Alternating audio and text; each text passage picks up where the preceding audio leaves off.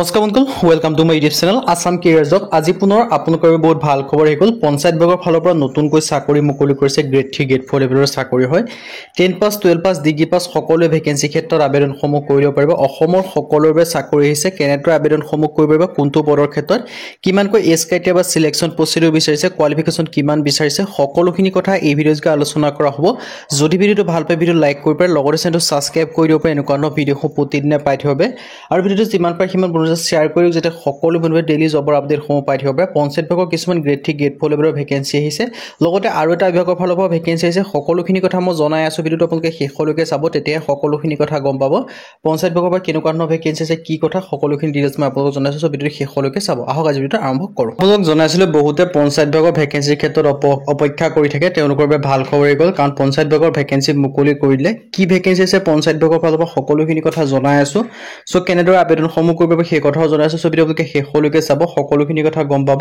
ইয়াত দেখি হৈছে panchayat and rural development recruitment 2025ৰ কাৰণে ভেকেন্সি আহি গ'ল। আপোনালোকৰ এটা ডাঙৰ সুযোগ আহি গ'ল। চ' কেনেদৰে আবেদনসমূহ কৰিব সকলোখিনি কথা মই আপোনালোকক জনাই আছোঁ। ইয়াত দেখি হৈছে গ্ৰেড 3 গ্ৰেড 4 লেভেলৰ ভেকেন্সিসমূহ আপোনালোকে দেখিবলৈ পাব। চ' ভিডিঅ'টো শেষলৈকে দেখিলে সকলোখিনি কথা গম পাব। ইয়াত দেখি হৈছে পঞ্চায়ত এণ্ড ৰুৰেল ডেভেলপমেণ্ট 27/6/2025 মানে জুন মাহৰ 27 তাৰিখলৈকে আবেদনসমূহ কৰি ল'ব পাৰিব। পঞ্চায়ত এণ্ড গ্ৰাম উন্নয়ন বিভাগৰ ফালৰ পৰা চাকৰি মুকলি কৰি দিছে। আৰু গ্ৰেড 3 গ্ৰেড 4 দুই ধৰণৰ চাকৰি আছে। চ' ভিডিঅ'টো আপোনালোকে শেষলৈকে চালে সকলোখিনি কথা গম পাব পাৰিব। পোনপ্ৰথমে দেখিব হৈছে পঞ্চায়ত আৰু গ্ৰাম উন্নয়ন বিভাগৰ চাকৰি। পোনপ্ৰথমে আমি গ্ৰেড 3 লেভেলৰ যিকেইটা ভেকেন্সি আছে সেইকেইটা কথা ডিছকাছ কৰিছোঁ।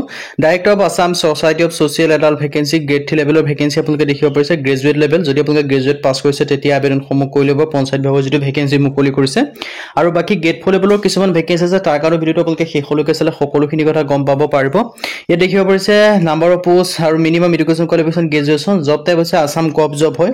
আৰু এপ্লাই মোড আপোনালোকে অনলাইন যোগে কৰিব পাৰিব। যিটো চ' যদি আপোনালোকে যি পঞ্চায়ত বিভাগৰ ভেকেন্সিৰ ক্ষেত্ৰত অপেক্ষা কৰিছিল, তেন্তে আপোনালোকৰ বাবে ভাল খবৰ আহি গ'ল। পঞ্চায়ত বিভাগৰ ভেকেন্সি মুকলি কৰি দিলে।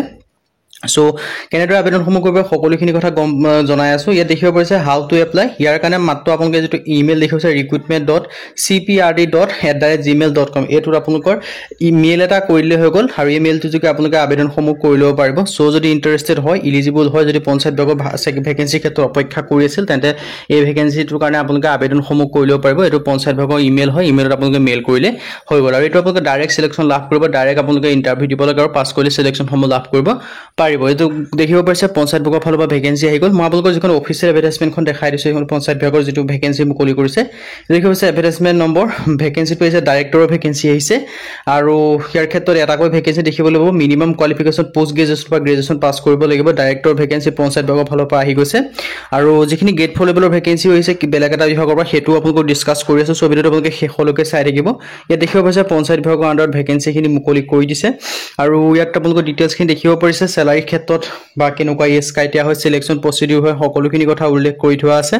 চ' আপোনালোকৰ এটা ভাল সুখবৰ সুযোগ আহি গ'ল। সুযোগ আৰু সুখবৰটো আপোনালোকে গ্ৰহণ কৰিব পাৰে।